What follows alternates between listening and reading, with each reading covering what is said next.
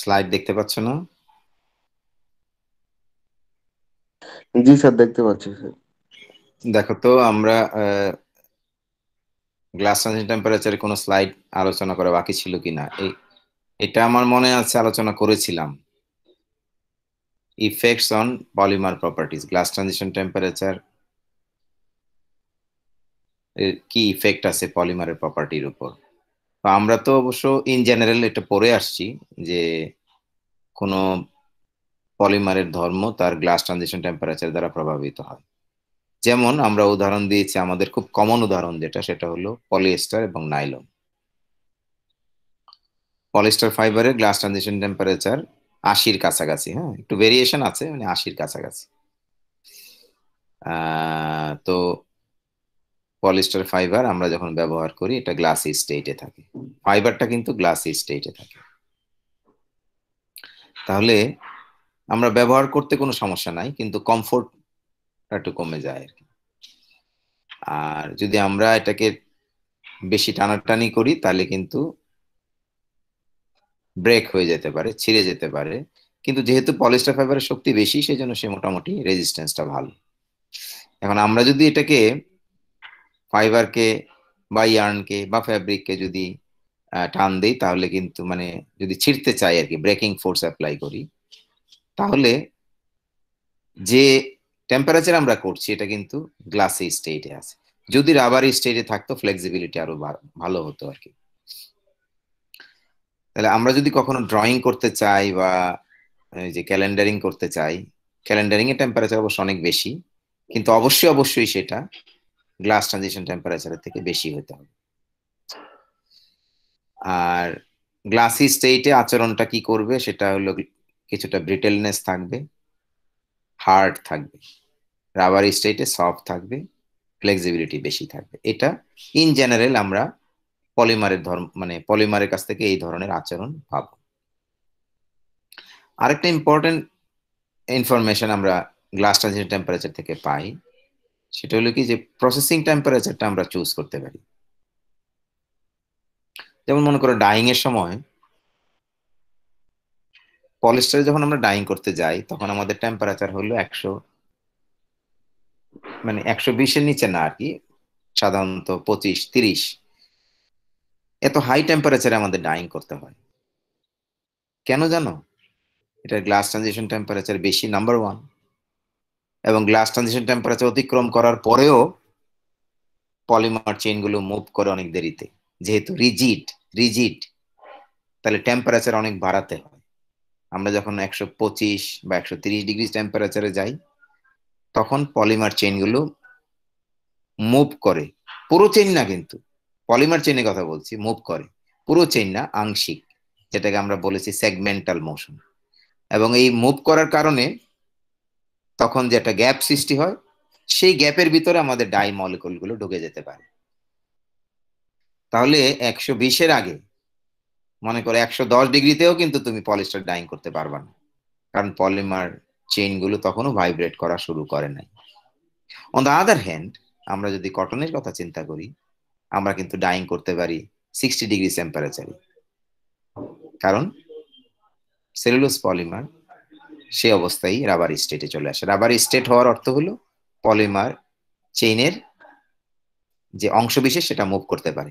আরো একটা কারণ হলো যে, এটা হলো একটা কারণ, আরেকটা কারণ হলো তোমরা নিশ্চয়ই ডাইং এ আমার মনে হয় রিয়েক্টিভ ডাই পড়েছো, আমি ধারণা করছি আর কি, যে পলিমার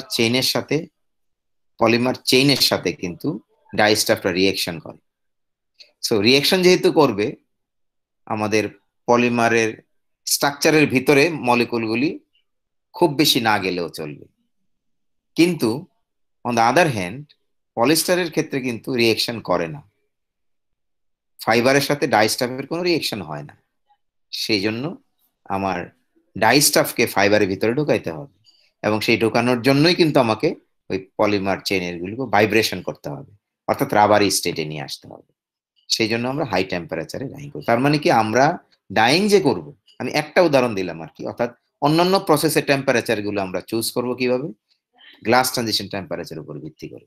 যে পলিমারে গ্লাস ট্রানজিশন টেম্পারেচার যত বেশি হবে, আমরা হায়ার টেম্পারেচার সেটাকে প্রসেসিং করতে হবে। তো এই হলো মোটামুটি ভাবে সংক্ষেপে পলিমারের গ্লাস ট্রানজিশন টেম্পারেচার কিভাবে তার ধর্মকে প্রভাবিত করে সেটা আলোচনা। আর সর্বশেষে আমার মনে হয় একটা না দুইটা স্লাইড আছে, যেটা হলো কি যে এই গ্লাস ট্রানজিশন টেম্পারেচারটা আমাদের টেক্সটাইল ইঞ্জিনিয়ারদের জন্য বা যারা আমরা পলিমার নিয়ে কাজ করি, শুধু টেক্সটাইল ইঞ্জিনিয়ার না, আরো যারা কাজ করেন আর কি, তারা মেকানিক্যাল ইঞ্জিনিয়ারও হতে পারে বা অন্যান্য, তাদের জন্য এটা গুরুত্বপূর্ণ কেন, পলিমারের গ্লাস ট্রানজিশন টেম্পারেচার জানা কেন গুরুত্বপূর্ণ, সেই আলোচনা এই দুইটা স্লাইডে আছে। একটা হলো যে এটা জানাটা খুবই জরুরি আমাদের, যে কোনো পলিমার যেটা নিয়ে আমরা কাজ করব বা ফাইবার যদি হয় যেটা নিয়ে আমরা কাজ করব, তার গ্লাস ট্রানজিশন টেম্পারেচার কত। কারণ আমরা পলিমারের যে পলিমার যে কাজে ব্যবহার করা হবে সেই কাজের উপযোগী করার জন্য এটা জানাটা জরুরি। আমি কি তোমাদেরকে এই স্লাইড নিয়ে কোনো আলোচনা করেছিলাম না করি নাই? এখন যেটা দেখতে পাচ্ছ,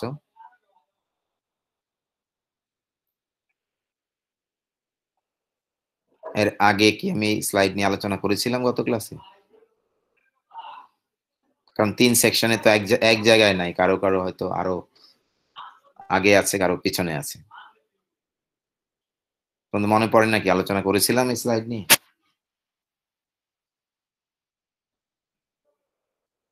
না স্যার। করি নাই। আচ্ছা, এখানে দেখো আহ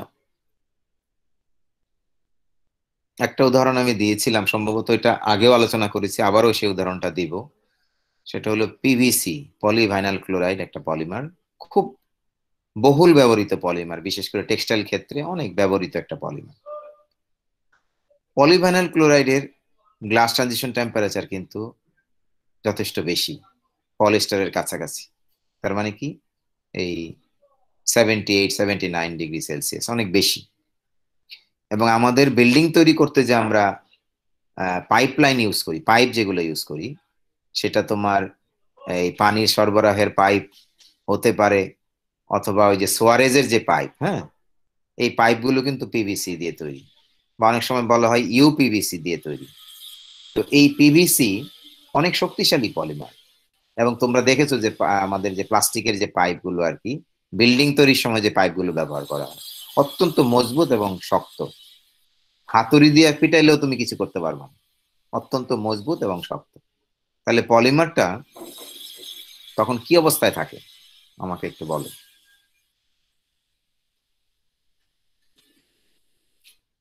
যখন আমরা বিল্ডিং এ পাইপ হিসেবে ব্যবহার করি, তখন আমাদের পিভিসি পলিমার কি স্টেটে থাকে?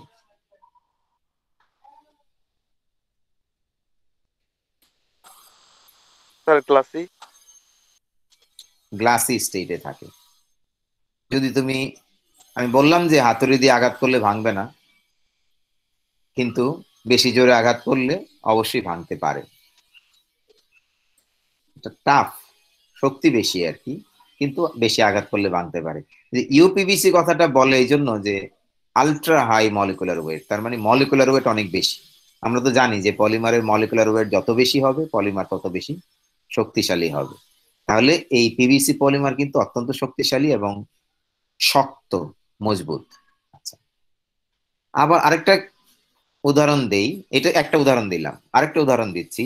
সেম পলিমার, পলিভাইনাল ক্লোরাইড, বাসার মধ্যে দেখবা আমরা ইলেকট্রিক যে ওয়ারিং করা হয়, ওখানে একটা প্লাস্টিকের পাইপ ব্যবহার করা হয়, মানে অনেকগুলো তার একটা প্লাস্টিকের পাইপের ভিতর দিয়ে নিয়ে যাওয়া হয় এক জায়গা থেকে আরেক জায়গায়।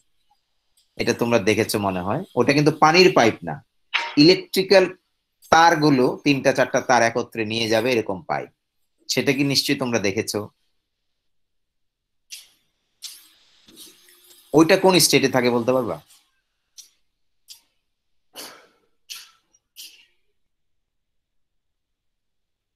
ইলেকট্রিক্যাল পাইপ যেগুলো, যার ভিতর দিয়ে ইলেকট্রিক্যাল অনেকগুলো তার নেওয়া হয়, একসাথে নেওয়া হয়, এটাকে বলে পিভিসি পাইপ। স্যার ওইটাও গ্লাসি হবে। এটাও গ্লাসি স্টেটে থাকে। এটা কিন্তু তুমি হাত দিয়ে জোরে আঘাত করলে বা পাথর দিয়ে আঘাত করলে বা হাতুড়ি দিয়ে আঘাত করলে ভেঙে যাবে। তাহলে বলতে পারো যে এইটার সাথে আবার ওই যে ওইটার পার্থক্য কি? ওই যে বললাম সোয়ারেজের পাইপ, বা এই যে পানির পাইপ যেটা, ওইটা কিন্তু আলট্রা হাই মলিকুলার ওয়েট। আর এটা কিন্তু আলট্রা হাই না, এটা যে কনভেনশনাল যেটা আর কি, মলিকুলার ওয়েট খুব বেশি না, ধরো 40,000, 30,000, 25,000 এরকম। আর ওইটা মনে করো 1 লাখের কাছাকাছি। তাহলে এই ভেরিয়েশনের কারণে ওইটার প্রপার্টি একরকম, এটার প্রপার্টি একরকম, কিন্তু দুটোটাই গ্লাসি স্টেটে। এবার আমি 3 নম্বর উদাহরণ দিচ্ছি। 3 নম্বর উদাহরণ হলো যে ইলেকট্রিক্যাল যে তারগুলো আছে, আমরা বাজার থেকে যে তার কিনতে পাই, বা তোমাদের কম্পিউটারের সাথে যে তারগুলো আছে আর কি, ওয়্যার যেটা, হ্যাঁ, এখানে আমরা অনেক সময় বলি এটা পিভিসি ওয়্যার। তোমরা হয়তো বা শুনে থাকতে পারো নাম, পিভিসি তার বলি। এইটার ক্ষেত্রে পলিমার কোন স্টেটে আছে? স্যার রাবারি স্টেজে। শিওর সবাই? আর কেউ কিছু বলবা? ভিন্ন মত আছে কারো?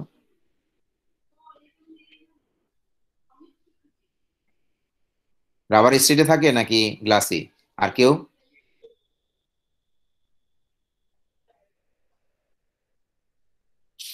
তাহলে আমাদের কম্পিউটারে যে তার আমরা ব্যবহার করি, সেই তারের যে আবরণ, সেটাকে আমরা বলি পিভিসি তার।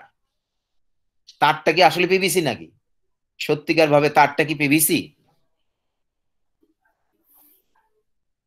আমাদের তারটা কি পিভিসি নাকি, এটা বলো। আমরা অনেক সময় বলি যে পিভিসি তার, কিন্তু আসলে কি তারটা পিভিসির তৈরি কিনা, এটা বলো।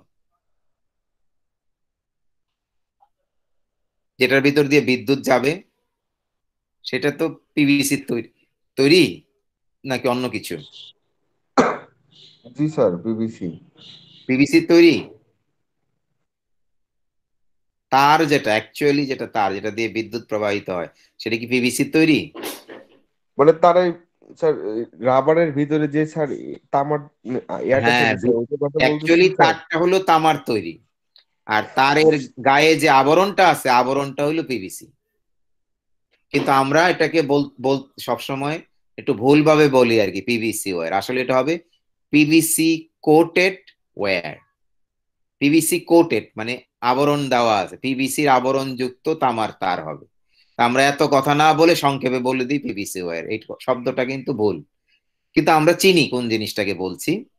তাহলে কোটিং যেটা, আবরণ যেটা, সেটা হলো পিভিসি পলিমার দিয়ে তৈরি। কারণ পলিমারের ভিতর দিয়ে তো বিদ্যুৎ প্রবাহিত হতে পারে না, তাহলে পিভিসির ভিতর দিয়ে তো বিদ্যুৎ প্রবাহিত হতে পারবে না, বিদ্যুৎ প্রবাহিত হয় তামার ভিতর দিয়ে।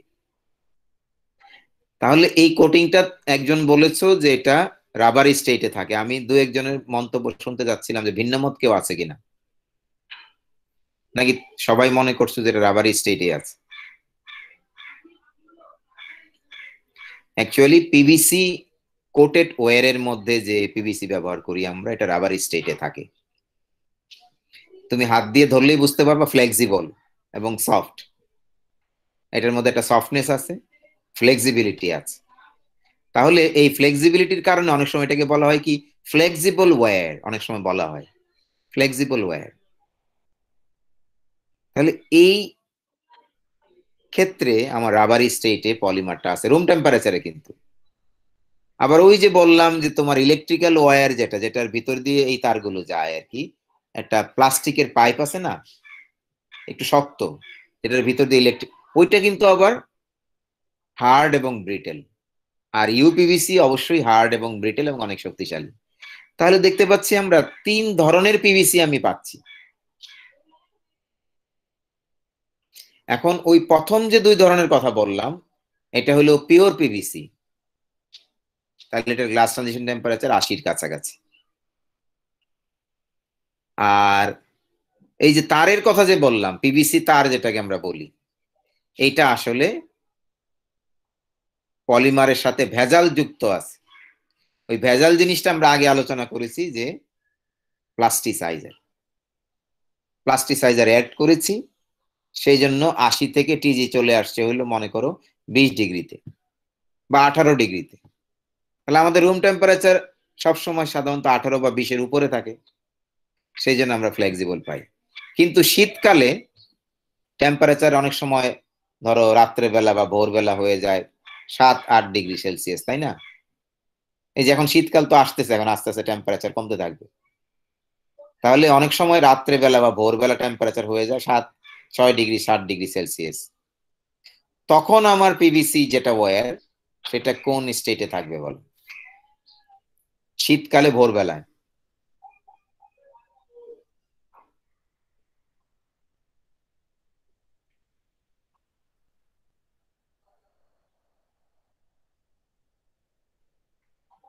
একটু আগে যেটার কথা বললা যে রাবার স্টেটে থাকবে, ওই তোমার সেই সেম তোমার ওই কম্পিউটারের তারটাই শীতকালের ভোরবেলা যখন টেম্পারেচার হয়ে যাবে 7 ডিগ্রি বা 6 ডিগ্রি, তখন এটা কোন স্টেটে থাকবে? স্যার তখন ওইটা গ্লাসি হয়ে যাবে। তখন ওটা গ্লাসি হয়ে যাবে। তুমি এই আর 1 সপ্তাহ বা 15 দিন পরেই, অবশ্য হয়তো আর একটু সময়ও লাগতে পারে, তোমরা ভোরবেলা যখন অনেক ঠান্ডা পড়ে বা মনে করো রাত্র অনেক রাত্র হয়ে গেলে যখন ঠান্ডা পড়ে যখন বেশি, তখন তুমি একটু পিভিসি তারটা ধরে দেখো, দেখবা এটা তো আগের মতো তো সফট ফ্লেক্সিবল মনে হচ্ছে না, হার্ড হার্ড মনে হচ্ছে। তাহলে দেখতে পাচ্ছ যে গ্লাস ট্রানজিশন টেম্পারেচার পলিমারের সব ক্ষেত্রেই গুরুত্বপূর্ণ। আমরা যদি সঠিক গ্লাস ট্রানজিশন টেম্পারেচার জানি, তাহলে আমরা ওই পলিমার কোন টেম্পারেচারে কি আচরণ করবে বুঝতে পারবো। তাহলে আমরা যখন টেক্সটাইল সামগ্রী তৈরি করব, আমাদের জন্য অবশ্যই এটা জানাটা জরুরি যে পলিমারের যে পলিমার আমরা ব্যবহার করবো, ফাইবারের ক্ষেত্রে হতে পারে, আবার ফিনিশিং এও তো আমরা অনেক পলিমার ব্যবহার করি, ফিনিশিং এ এটার গ্লাস ট্রানজিশন টেম্পারেচার কত জানাটা অত্যন্ত গুরুত্বপূর্ণ। যেমন আমাদের সেম পলিমার কিন্তু বিভিন্ন টেম্পারেচারে বিভিন্ন অবস্থায় আচরণ ভিন্ন ভিন্ন করে। এখন তুমি বলো স্যার আমি তো বই খুললেই দেখতে পারি পিভিসি গ্লাস টেম্পারেচার কত লেখা আছে কিন্তু 81 ডিগ্রি সেলসিয়াস, তো আমার জানার দরকার কি? না, তোমার জানার দরকার আছে। তার মানে এইটা পরীক্ষা নিরীক্ষা করে জানতে হবে। কারণ ওই যে রাবারি স্টেটে থাকে যেটা বললাম, এই যে পিভিসি তারের মধ্যে যেটা, ওইটা তো আর 81 ডিগ্রি সেলসিয়াস না, ওইটার সাথে তো প্লাস্টিসাইজার আছে। তাহলে পলিমারের মধ্যে ভেজাল আছে কিনা, প্লাস্টিসাইজার আছে কিনা তুমি জানো না। সেই জন্যই গ্লাস ট্রানজিশন টেম্পারেচার টেস্ট করে জানাটা আমাদের জরুরি। যদি আমরা টেক্সটাইল ক্ষেত্রে ওই পলিমারটা ব্যবহার করি, তাহলে আমরা বুঝতে পারবো এটা যখন আমাদের কাস্টমার বা যিনি ভোক্তা, যে সে যখন এটা ব্যবহার করবে কোন অবস্থায় কিরকম পারফরমেন্স সে পাবে। যেমন মনে করো আমাদের যে জ্যাকেট, তোমরা হয়তো অনেক সময় নাম শুনেছো উইন্ড ব্রেকার, যে মোটরসাইকেল যারা চালায় আর কি, উইন্ড ব্রেকার পরে নাইলনের জ্যাকেট থাকে, কিন্তু জ্যাকেটের উপর একটা ফিনিশিং থাকে, ওটা যেন গ্লাসি স্টেটে থাকে সবসময়। ওটা যদি রাবারি স্টেটে থাকে তাহলে প্রবলেম কি হবে জানো? ময়লা আটকায় যাবে, ওই জ্যাকেটের মধ্যে ময়লা আটকায় যাবে। তাহলে ওটাকে গ্লাসি স্টেটে রাখতে হবে। তাহলে আমি যখন ফিনিশিংটা দিব, যে পলিমার দিয়ে কোটিংটা দিব আর কি, ওই পলিমারের গ্লাস ট্রানজিশন টেম্পারেচারের জন্য অবশ্যই আমাদের রুম টেম্পারেচার বা আমরা সচরাচর যে টেম্পারেচার থাকি সে তার তুলনায় যেন বেশি হয়, এটা খেয়াল রাখতে হবে। আর সর্বশেষ আমার মনে হয় এরপরে কি আর আলোচনা ছিল কিনা জানি না, এখানে কয়েকটা এখানে দেখো 6টা পয়েন্ট দেওয়া আছে আর কি, যে কথাটা আমরা আগে আলোচনা করলাম আরো দু একটা পয়েন্ট এখানে যোগ করা হয়েছে, যে পলিমারের গ্লাস ট্রানজিশন টেম্পারেচার কেন গুরুত্বপূর্ণ। আমি আশা করি তোমরা এটা দেখে নিতে পারবা, যেগুলো আলোচনা করেছে এর ভিতরেই আছে। তারপরেও যদি কোনোটা বুঝতে অসুবিধা হয় ইনশাল্লাহ নেক্সট ক্লাসে আমাকে প্রশ্ন করবো। তো আমরা গ্লাস ট্রানজিশন টেম্পারেচার যে মডিউল সেটা আমরা এখানে শেষ করতে চাই। এরপর আমাদের নতুন মডিউল ডিগ্রেডেশন অফ পলিমার বা পলিমার ডিগ্রেডেশন আমরা আজকে শুরু করতে চাই। আর কোনো প্রশ্ন থাকলে তো অবশ্যই প্রশ্ন করবা।